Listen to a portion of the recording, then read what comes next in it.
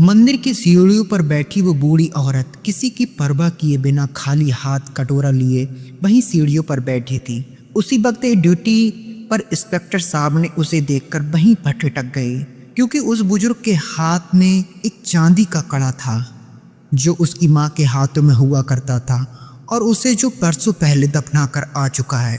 दोस्तों, मैं हूँ जीतू, कहानियाँ सुनाता हूँ। दोस्तों, आज की माँ बेटी की कहानी वीडियो को ज़रूर सुने, जो आपकी ज़िंदगी की सबसे बड़ी सीख होगी।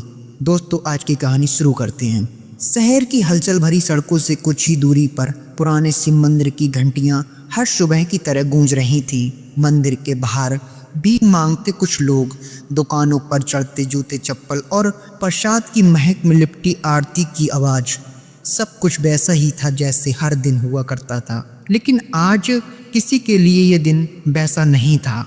इंस्पेक्टर आदित्य राठौर को उस इलाके में किसी चोरी की जांच के सिलसिले में आना पड़ा था। उसकी आंखों में वही तेज, चाल में वही शक्ति और चेहरे पर वही दृढ़ता जो उसे बाकी पुलिस वालों से अलग बनाती थी। पर तभी मंदिर की सीढ़ियों के पास एक कोने में बैठी एक बूढ़ी महिला की नज़र उस पर पड़ी। उसकी आंखों में की कोरे थम सी गई, पर चेहरा एक अजीब सी शांति में ढका था। मैली सी धोती, कपड़े बहुत गंदे, कांपते हाथ और चेहरे पर वो झुर्सियाँ जिन्हें वक्त ने बड़े ही बेरहमी से उसके चेहरे पर उकेरा था। आदित्य की नज़रें बस पल भर को वहीं ठहर गईं उस औरत पर, लेकिन उस पल में एक वक्त ने जैसे करवट ले ली थी। उस महिला के चेहरे पर में वो कुछ था, कुछ ऐसा जो उसके भीतर तक हिल गया था। वो एकदम आगे बढ़ा, फिर दूसरा, और जैसे ही वो उस महिला के सामने पहुंचा, उसके गले से आवाज तक नहीं निकली, बस धीमे से एक स्वर निकला, माँ। उसके होठ कांपे, पर आवाज बहुत धीमी थी। वो खुद नहीं जानता था कि उसने ये शब्द कैसे बिना सोचे कह दिया। महिला ने उसकी ओर देखा। उसकी आंखों में कोई पहचान नहीं थी, कोई भाव नहीं था, पर आदित्य का दिल धड़कना भूल गया था। उसे याद था, यही चेहरा था जो उसकी हर बुरी वक्त और बुरी रात में उसे लोरी सुनाता था, जब वो ठीक से सो नहीं पाता था। पूरी पूरी रात माँ उसे लोरियां सुनाती थी।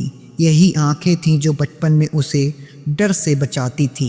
लेकिन ये कैसे हो सकता है? उसकी माँ तो 15 साल पहले जलकर मर गई थी। खुद उसने उसकी चिता को आग दी थी। फिर ये कैसे संभव है? भीड़ के बीच सन्नाटा था। मंदिर की आरती अब भी चल रही थी, लेकिन आदित्य के कोनों में बस एक ही ध्वनि थी, उसके दिल की धड़कन की। आदित्य उस बूढ़ी औरत के सामने कुछ देर यूं ही खड़ा रहा, जैसे वक्त थम गया हो। आंखों से आंसू बह नहीं रहे थे, लेकिन भीतर कुछ दर्द सा महसूस हो रहा था। उसने धीरे से पूछा, आपका नाम क्या है अम्मा?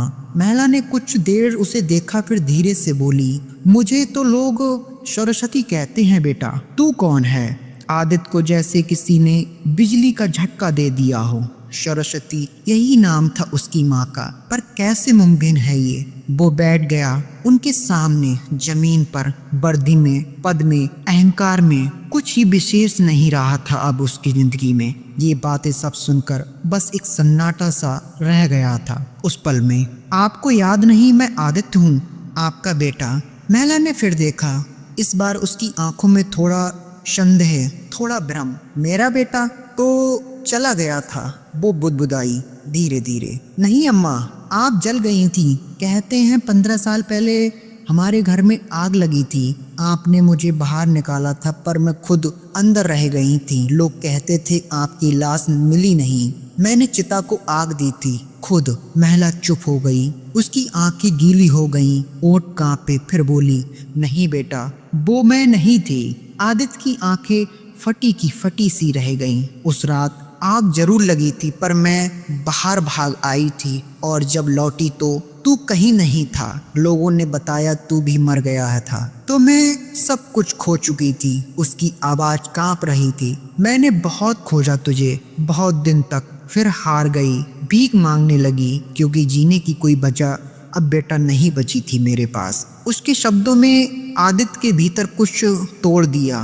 15 साल की सच्चाई एक पल में उसकी आंखों के सामने सब राज खुल गया, जिसे वो अपनी माँ की चिता समझकर जलाता रहा। वो कोई और थी, और उसकी माँ, उसकी जिंदा माँ, इस शहर के मंदिर की सीढ़ियों पर भीख मांग रही थी। वो इंस्पेक्टर था पर आज खुद को सबसे बड़ा मुजरिम मान रहा था। उसने माँ के कांपते हाथों को अपने हाथों में लिया, माथे से लगाया और कहा, मुझे माफ कर दो माँ, मैं तुम्हें पहचान नहीं पाया। सरस्वती ने उनकी आंखों में देखा, वर्षों की पीड़ा, टूटन और प्रेम एक साथ उमड़ पड़ा। अब बहुत देर हो चुकी है बेटा, वो बोली। नहीं अम्मा, अभी वक्त है, अब हम भी तुम्हें यूं नहीं जीने दूंगा। अब मैं तुझे अपनी दुनिया में ले जाऊंगा। माँ के लिए बेटा मरता है, लेकिन इस बार बेटा अपनी माँ को जिंदा करेगा। मंदिर की सीढ़ियों पर आज कोई भीख नहीं मांग रहा था। एक माँ अपनी बेटी की गोद में थी और एक बेटा खुद को फिर से पाता हुआ। उस दिन मंदिर की भीड़ में जो दृश्य था वो आम नहीं था। लोग हैरान थे। पुलिस की वर्दी में एक अफसर सीढ़ी पर बैठी बूढ़ी भिखारिन के पैरों में गिरा था। उसे गोद में उठाकर गाड़ी की ओर ले जा रहा था, पर किसी ने कुछ नहीं कहा। शायद इंसानियत की तस्वीरें ऐसी होती हैं जहां जुबान की जरूरत नहीं पड़ती। आदित्य ने अपनी माँ को अपनी सरकारी गाड़ी में बिठाया, लेकिन अब वो अफसर नहीं रहा था। अब वो सिर्फ बेटा था। उसकी आंखों में कुछ पिघल रहा था और दिल में एक टीस उठ रही थी। 15 साल माँ ने अकेले कैसे काटे होंगे, भीख मांगा, कैसे किया होगा गुजारा। उस बेटे की जुदाई का फल था। गाड़ी घर की ओर बढ़ी। माँ खामोश थी और आदित्य सवालों से भरा हुआ, कैसे, क्यों, किस लिए, किसका जवाब किसी के पास नहीं था।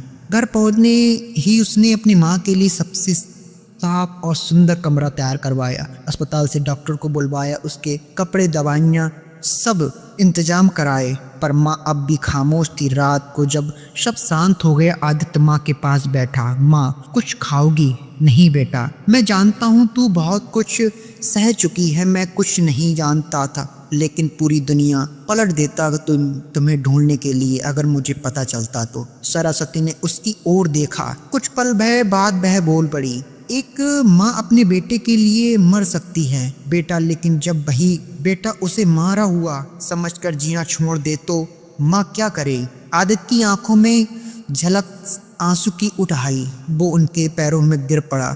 तू मेरी माँ थी और रहेगी। अब मैं तुम्हें वो हर दिन लौटाऊंगा जो तूने भूखे, अकेले और अनजाने में बिताए हैं। उस रात पहली बार माँ की आंखों में नींद आई और आदित्य को ऐसा लगा जैसे उसने अपना खुद का जन्म दोबारा देखा हो माँ की गोद में। अगली सुबह आदित्य की आंखों में जल्दी खुल गई थी, लेकिन आज अलार्म ने नहीं, अंदर के आरव बोध ने जगाया था।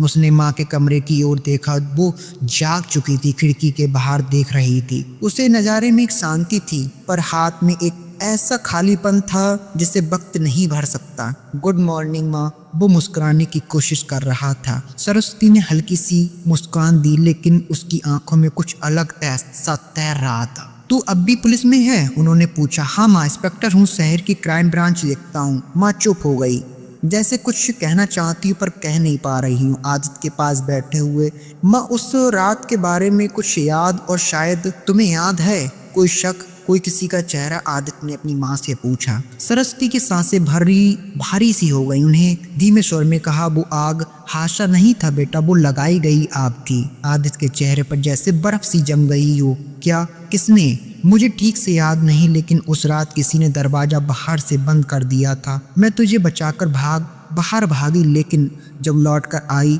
सब खत्म हो चुका था। पड़ोसी ने कहा तू भी नहीं बचा और मैंने खुद को सड़क के हवाले कर दिया। आदित्य उठा, खड़ा हुआ और कहा, अपनी माँ की ओर देखा। उसकी पुलिसिया सोच और अब जाग चुकी थी। अगर वो हादसा नहीं था तो फिर वो किसने करवाया? उसकी आंखों में बीते सालों की सारी फाइलें घूमने लगी। उस केस को बंद हुए 15 साल हो गए थे।